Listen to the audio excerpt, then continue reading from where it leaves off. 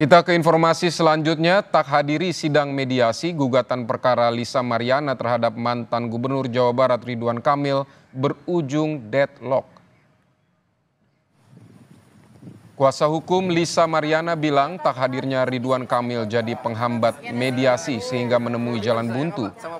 Sementara pengacara Ridwan Kamil mengungkap alasan kliennya tak hadir karena ada tugas dan profesi yang tidak bisa ditinggalkan. Sidang akan dilanjutkan ke tahap sidang pokok perkara pada pekan depan.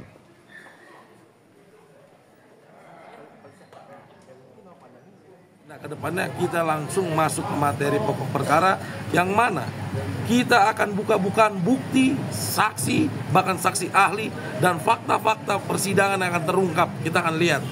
Sama-sama sudah kita ketahui Pak Ridwan Kamil ada arsitek. Dan sebagai etikat baik, Pak Ridwan Kamil sudah menyerahkan surat keterangan beliau kepada hakim mediasi.